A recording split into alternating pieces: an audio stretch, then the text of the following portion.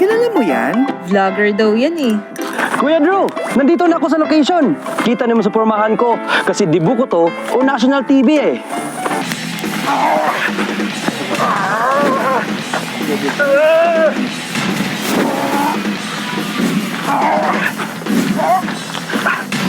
Wow!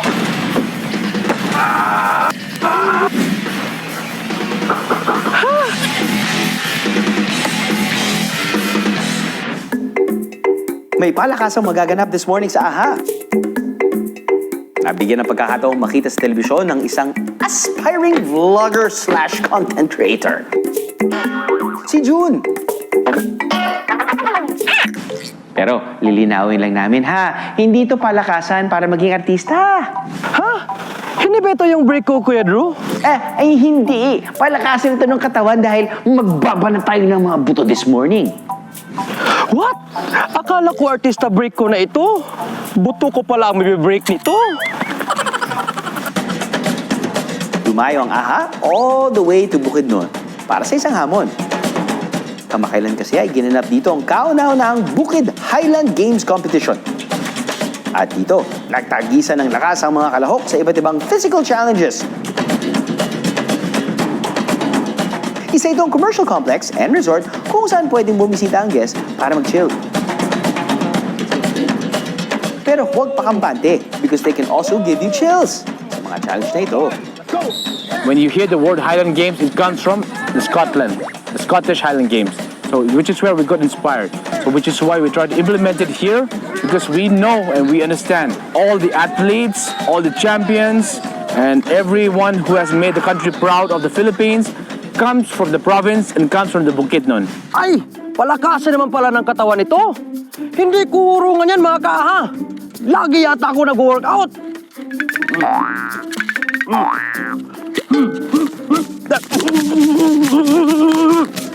Sino ba mga kalok dyan? Game na! Pero disclaimer muna sa pagsali sa ganitong mga paligsahan mga kaha. Kailangan ihanda ang isip at katawan sa challenges, okay? Hindi ito basta-basta ang sinusubukan dahil pwede itong magdulot ng disgrasya. Ang challenger na si June, handa raw kaharapin sa challenge ang... mga top finishers lang naman nung nagdaang kompetisyon. Hehe, tapang. Dito sa amin, dito sa bukid, ano kami ng mabibigat na trabaho. Din ganitong laro parang kaya na talaga. Kailangan ng strength talaga. Talaga raw dadayuhin nyo ang kanilang palaro. Dahil ang mga ginamit nila equipment dito, hindi basta-bastang mahahanap sa syudad. Ano bang traditional na materials ito? Okay, probinsyano mode on. Oh, alam ba kung ano to?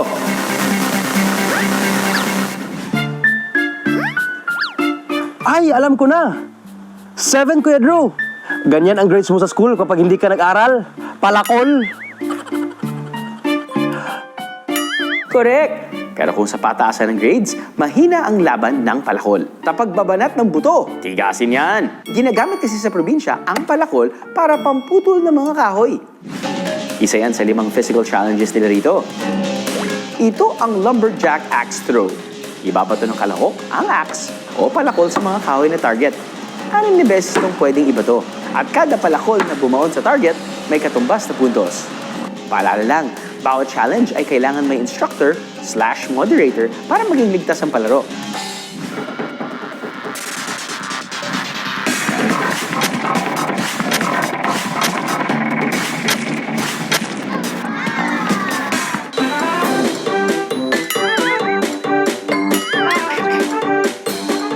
Siyempre nagkakaroon tayo ng maganda yung coordination ng ating katawan at siyempre yung na-enhance yung brain natin, no? Paano tamaan yung isang target, no? Kung may palakol, kasali rin daw sa maghahamon ng kahoy. Noon pa man, nakagawian na ng mga Pilipino ang pagsibak ng kahoy para gamitin sa iba't ibang kagamitan o di kaya ay pangsiga.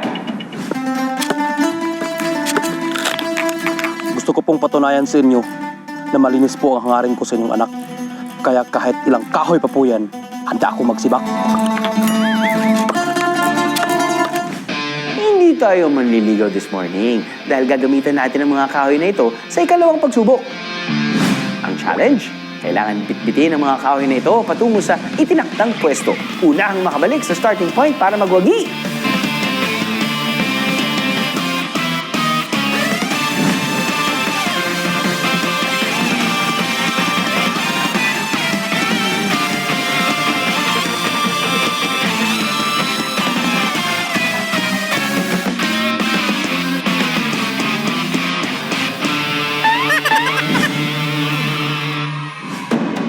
Handa ng ikatlong hurado sa palakasang ito. Ibabatod na raw niya ang magiging hamon. Sa palayuan ng pagbato, kakasa ka ba? Yun lang ba, Kuya Drew? Asan yung iba ba to? Asan na? Akin na! Wow, wala na bang ilalaki yan? Grabe naman. Alam niyo ba na malaki ang tulong ng bato sa mga sinaunang tao? Naging instrumento ito sa paglikha ng apoy. Ginamit din itong sibat para makahuli ng hayop. At nagsilbi rin itong lalagyan ng mga tao. Pero sa palakasan natin ngayon, kailangan ibato ng mga kalahok ang malaking tipak ng bato. Ang pinakamalayong bato, siya ang panalo.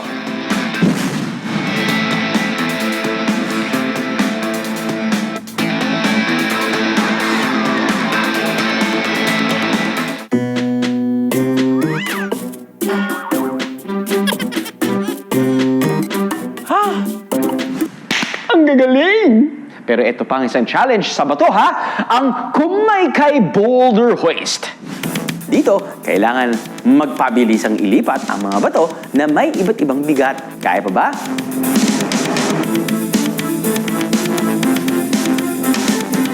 Lalakas yung ating mga katawan at syempre once na tone yung mga muscles natin, no, syempre mas titigas siya, mas malakas yung ating katawan, no.